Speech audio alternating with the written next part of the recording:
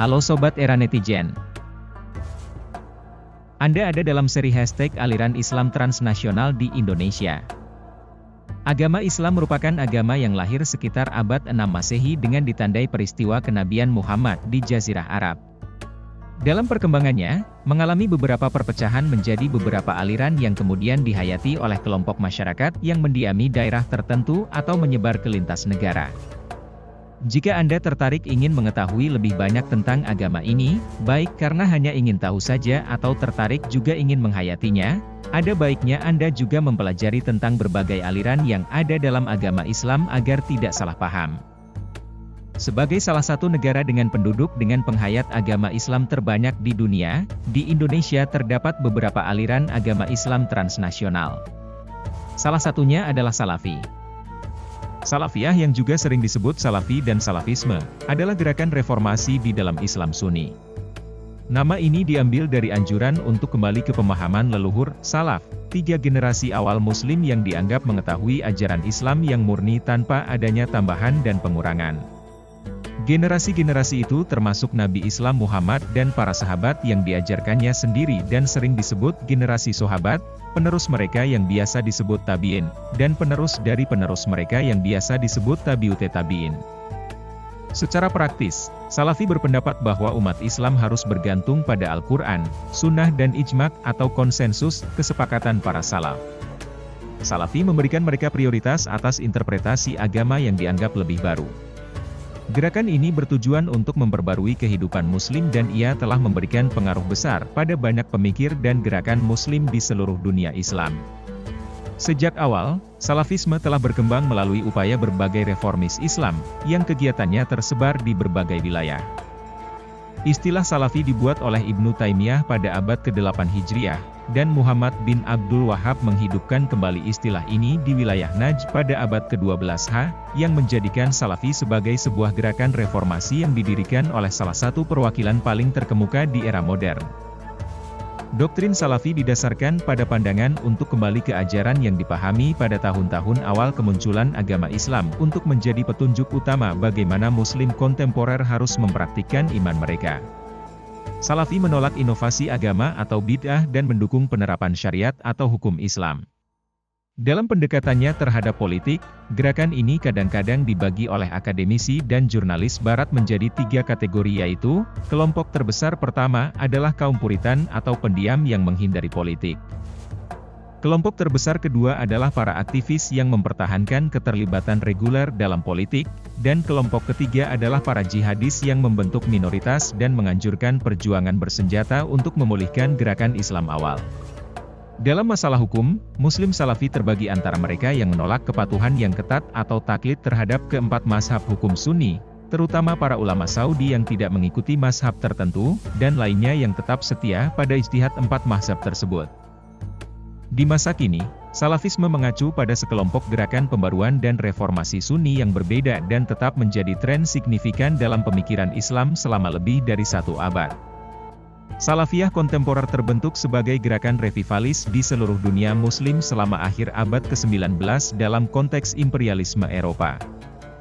Etimologi kata Salafiyah diambil dari kata salaf, yang merupakan kependekan dari salaf asholi, yang berarti pendahulu yang syolih, atau mudahnya, leluhur awal yang solih atau baik. Dalam terminologi Islam secara umum, digunakan untuk menunjuk kepada 3 generasi terbaik umat Muslim yaitu sahabat, tabi'in, dan tabi'ut tabi'in. Ketiga generasi inilah yang dianggap sebagai contoh atau teladan terbaik dalam menjalankan syariat Islam. Kata Salafi sering dihubungkan dengan Wahabisme, namun bagi sebagian besar pengikutnya, nama Wahabi ini dianggap menghina dan mereka lebih suka istilah Salafisme, sehingga 2 istilah ini justru sering dipandang sebagai sinonim oleh pihak luar. Biasanya, penganutnya dari gerakan Salafi menjelaskan dirinya sebagai Muwahhidin, Al-Hadits, atau Al-Tauhid. Pokok ajaran dari ideologi dasar Salafi adalah bahwa Islam telah sempurna dan selesai pada waktu masa Muhammad dan para sahabatnya, oleh karena itu tidak diperbolehkan adanya inovasi atau tambahan serta pengurangan dalam syariat Islam karena pengaruh adat dan budaya. Paham ideologi Salafi berusaha untuk menghidupkan kembali praktik Islam yang sesuai dengan agama Muhammad saat pertama kali berdakwah. Salafisme juga telah digambarkan sebagai sebuah versi sederhana dalam pengetahuan Islam. Penganutnya mengikuti beberapa perintah dan praktik yang hanya sesuai dengan petunjuk Muhammad secara tekstual. Mereka dikenal sering menolak analogi atau takwil, serta tafsir dalam memahami teks ayat-ayat suci yang mereka anggap akan membelokkan pemahaman agama dari pemahaman leluhur awal Islam. Pada zaman modern, kata Salafi memiliki dua definisi yang kadang-kadang berbeda. Yang pertama, digunakan oleh akademisi dan sejarawan, merujuk pada aliran pemikiran yang muncul pada paruh kedua abad ke-19 sebagai reaksi atas penyebaran ide-ide dari Eropa, dan orang-orang yang mencoba memurnikan kembali ajaran yang telah dibawa Rasulullah, serta menjauhi berbagai kebid'ahan, khurafat, syirik dalam agama Islam. Di Indonesia sendiri istilah salaf atau salafi ini juga digunakan oleh sistem pendidikan pada aliran Islam lokal, yaitu NU, yang merujuk kepada jenis kitab rujukan dan praktek agama yang dipilih dalam subaliran dari aliran tersebut. Dalam NU, maksud salafi yaitu praktek agama yang merujuk ke kitab-kitab kuno sebelum masa modern Indonesia, tanpa definisi waktu yang lebih jelas seperti gerakan salafi transnasional yang disebutkan sebelumnya. Para salafi kontemporer secara sepihak, mendefinisikan seorang salafi sebagai muslim yang mengikuti perintah kitab suci secara literal dan tradisional, dan bukannya penafsiran yang tampak tak berbatas dari salafi awal. Para salafi ini merujuk ke Ibnu Taimiyah, bukan ke figur abad ke-19 seperti Muhammad Abduh, Jamal al-Din, atau Rashid Ridha. Pemikiran salafi mencari reorientasi fikih atau jurisprudensi Islam yang jauh dari taklid atau ketaatan pada presiden hukum mazhab tertentu dan langsung kembali ke Nabi, sahabatnya dan salafus syalih. Pengembalian yang lebih disukai ke jalan murni Nabi disebut ittiba, yaitu mengikuti Nabi dengan langsung merujuk pada kitab suci. Gerakan salafi lainnya, bagaimanapun, percaya bahwa taklid adalah melanggar hukum dan menantang otoritas sekolah hukum. Dalam perspektif mereka, sejak mazhab muncul setelah era salafus syalih, orang-orang muslim yang mengikuti mazhab tanpa langsung mencari dalil-dalil kitab suci akan menyimpang.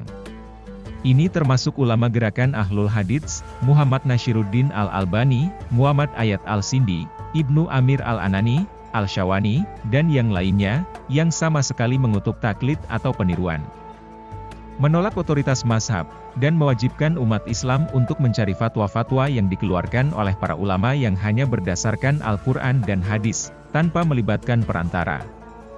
Ulama ahli hadits akan membedakan diri mereka dari Wahabi yang mengikuti mazhab Hanbali sementara mereka menganggap diri mereka tidak mengikuti mazhab tertentu.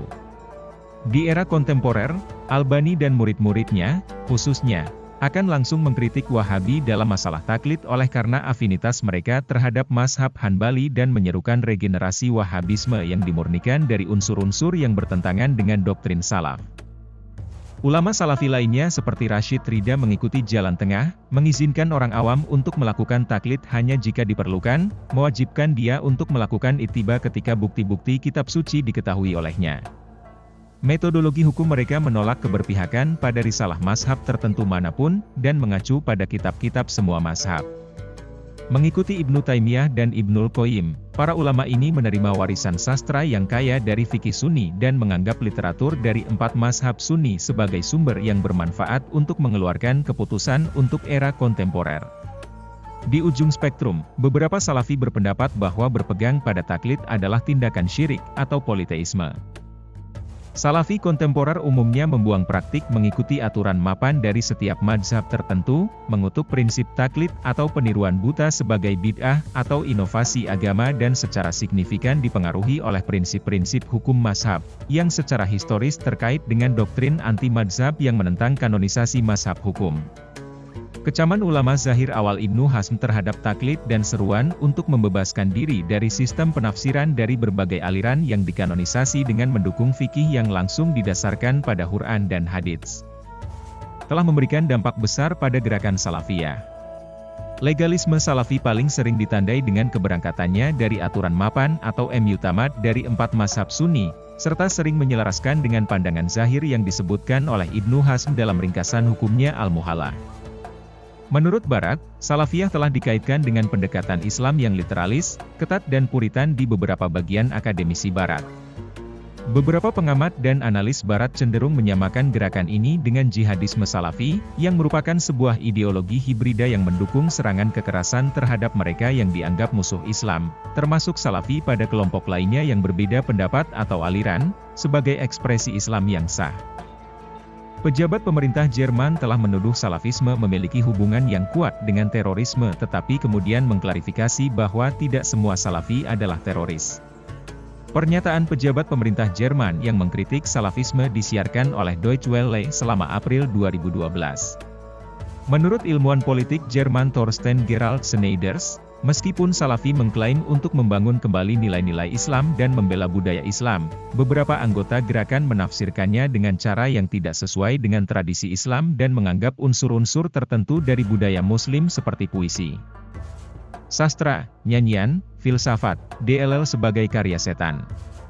Menurut ilmuwan politik Perancis Olivier Roy, sebagian besar generasi ketiga imigran Muslim Barat cenderung mengadopsi Salafisme dan beberapa dari mereka mungkin memutuskan dari warisan keluarga mereka, menikahi mualaf lain, daripada pengantin dari negara asal mereka, yang dipilih oleh orang tua mereka.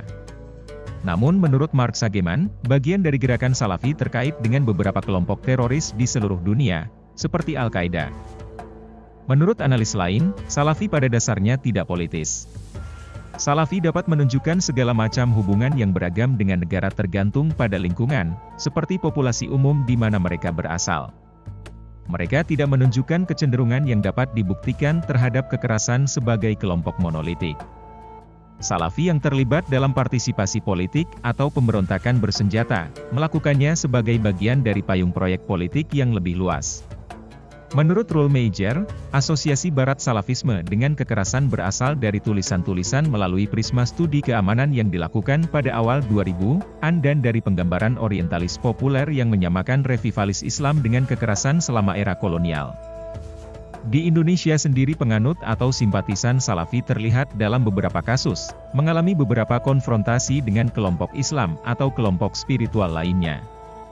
Militanisme agama mereka yang puritan dan monoteis kadang-kadang mendorong untuk reaksioner terhadap kelompok lainnya yang dianggap menyimpang. Bahkan sikapnya terhadap kelompok Islam lain yang dianggap menyimpang kadang lebih keras daripada terhadap kelompok agama non-Islam. Secara psikologis mereka juga sulit bisa menerima konsep akulturasi budaya yang melekat pada agama karena bertentangan dengan prinsip-prinsip pemurnian agama yang mereka yakini. Apalagi dengan konsep sinkretisme atau kolaborasi ajaran agama, mereka sangat benci karena dianggap merusak atau menodai kemurnian agama. Secara praktis, hal-hal yang dibenci mereka dari ekspresi aliran Islam lainnya di Indonesia contohnya adalah sholawatan, kenduri atau selamatan kematian, nyanyian sebelum sholat, irama musikal dalam membaca Al-Quran, membaca zikir dengan suara keras, dan lainnya. Ukuran ekspresi agama yang benar menurut kepercayaan mereka adalah ada dalilnya atau tidak. Dalil yang dimaksud adalah rujukan tekstual yang dianggap suci, baik hadits, Quran, atau fatwa dari ulama mereka. Di luar itu akan dianggap menyimpang dan merusak agama. Ciri khas yang mudah dilihat dari kelompok ini dari sudut pandangan kalangan awam adalah celana cingkrang, jenggot dipanjangkan, dan bagian jidat terlihat hitam. Biasanya mereka juga lebih suka memakai pakaian longgar dan cenderung mirip dengan pakaian Arab.